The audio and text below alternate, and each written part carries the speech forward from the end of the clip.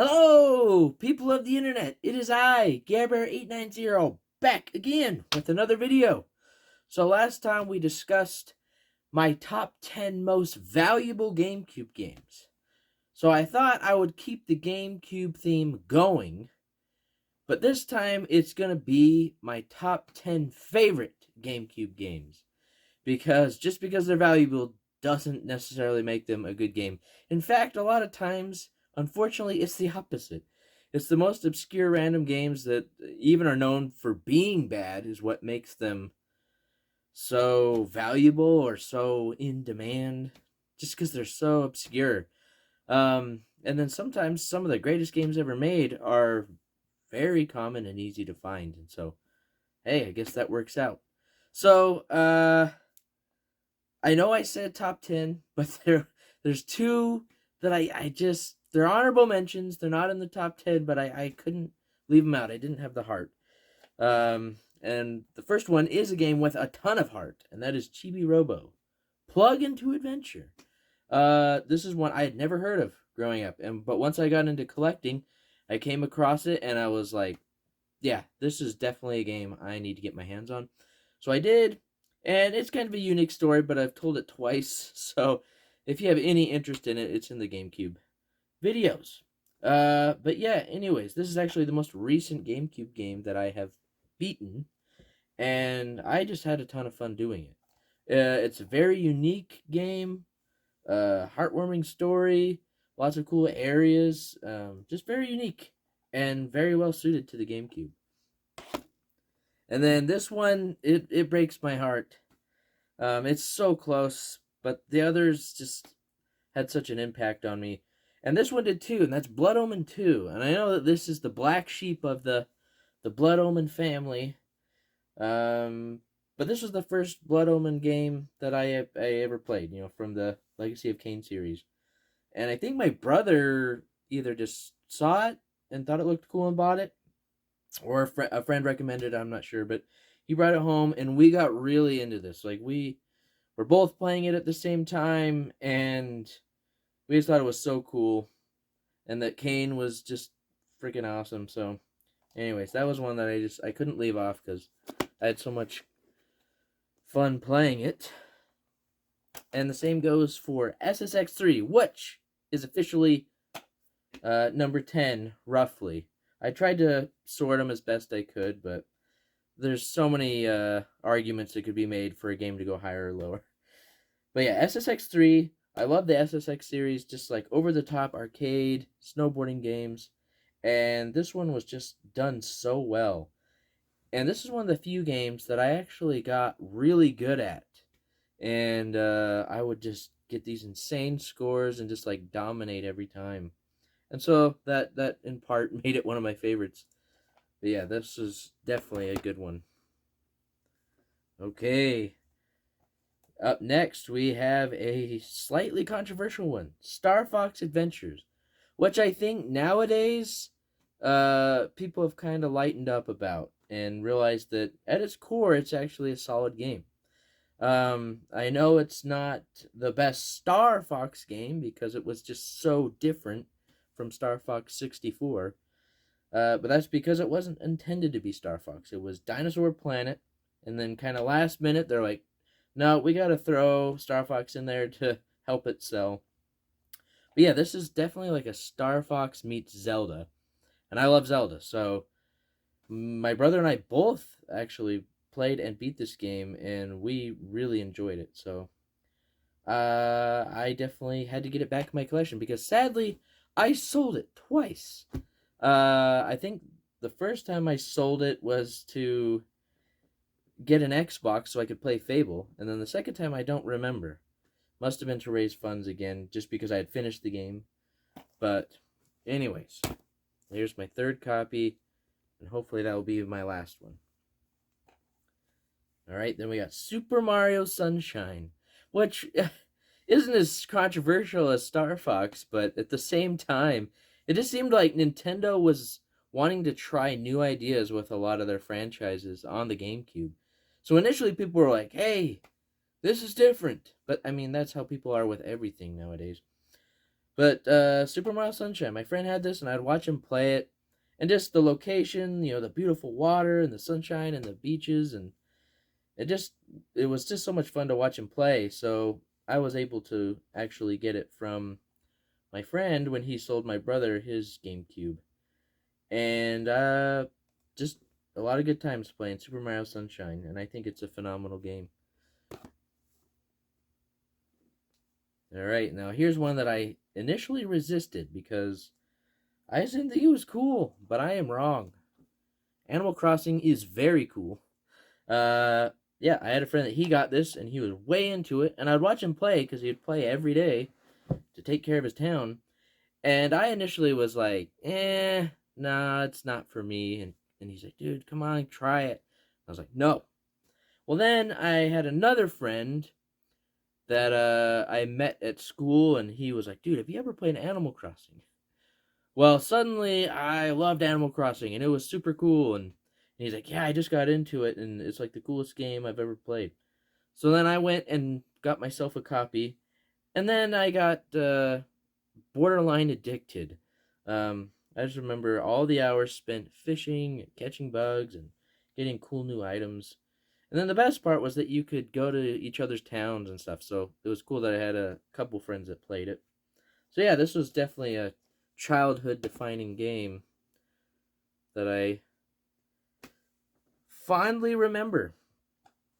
All right. Then we got Resident Evil 4. I was psyched for this game. I was a little bit late to the Resident Evil series. I didn't play any of them until on the GameCube. And it was mainly because my brother got into them. And so I played through all those, and then once they announced this, I remember we were just so excited. And my brother and I both had our own GameCubes, and we both bought our own copies of Resident Evil 4 because there was no way that we were going to be sharing or going back and forth. And it was a game that you just knew you had to own it. So yeah, anyways, picked this up day one, got the cool demo. I remember playing that many times. And yeah, this just absolutely blew me away. And I remember it was one of those few games that as soon as I finished it, I just started it over again. And I remember I did a few speed runs and really got into it. All right, now I said I started the Resident Evil series on the GameCube, and I started from the beginning. And this Resident Evil remake is absolutely incredible. It's just cool because it's the original director's original I don't know how to say, like, vision for how the game was meant to be. We all love the classic on the PS1, but it hasn't aged so gracefully. But this one they were able to add in a lot more story elements. I will never ever forget Lisa Trevor.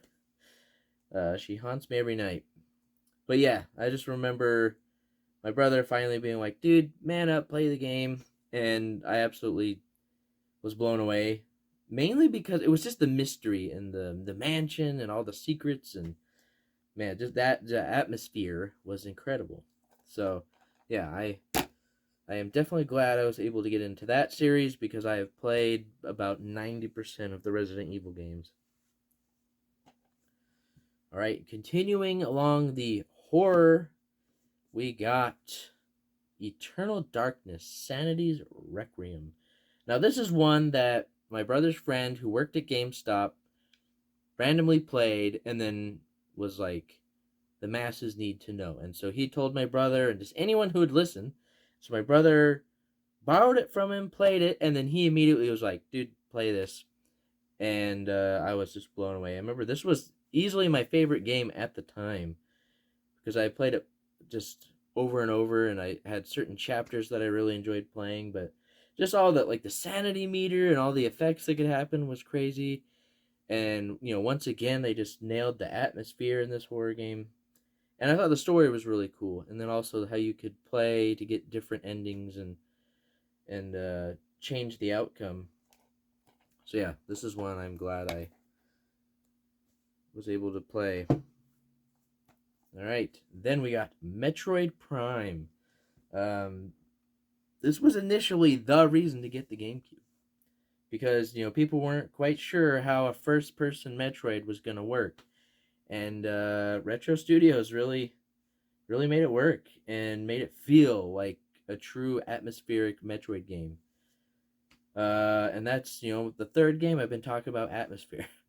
That's something that definitely is a big thing for me. I really like getting immersed into games, and not many do it better than Metroid. And yeah, Metroid Prime.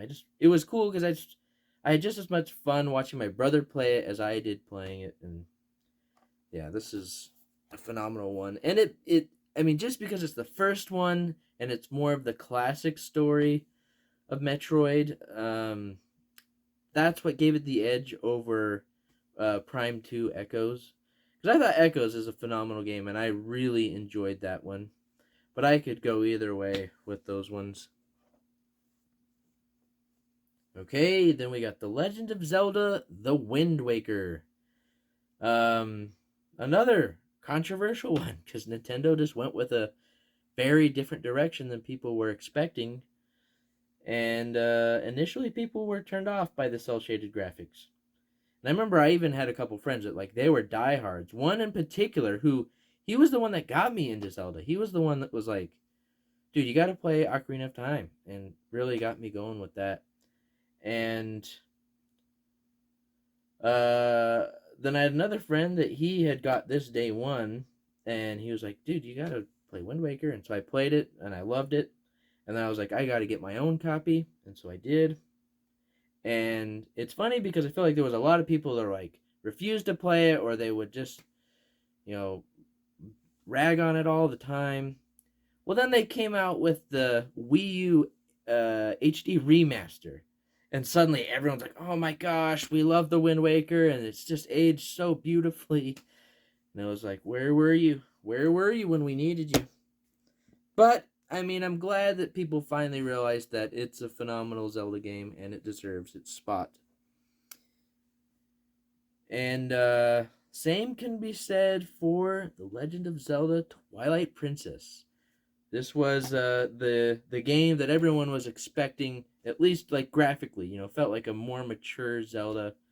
And I remember when they first unveiled this at E3, and I saw the trailer, and I had to sit there and let my internet buffer it over and over again, even though it was only 2 minutes long. Um, I like borderline had tears in my eyes because I was just so happy because it looked so incredible, and I was so excited. And I remember I was quite upset when they announced, well, it's going to be a Wii launch title and the Wii's coming out first. Because I was too young to have the hopes of getting a Wii, especially on launch day. And so I had to wait until they finally released it on the GameCube. I think it was a month later. Remember, I rushed down to Walmart as soon as I found out they had it in stock, got it, played it that night. And, it makes me sad that there was quite a bit of people that didn't enjoy it. But this lived up to all my expectations and more. I mean, it's like a 50-hour game. You got multiple dungeons, really cool characters. You could just do all sorts of activities, and the story was absolutely incredible. And the final battle with Ganon was just incredible. I think one of the best in the entire series. So yeah, anyways, this is number one, my favorite GameCube game of all time. And one of my favorite games of all time. And a lot of these games that I just went through are some of my favorite games of all time for sure. So yeah, anyways, Nintendo GameCube. Such a phenomenal system. What are some of your absolute favorite games on the GameCube? Thanks for watching and sticking around, and as always, have a good one.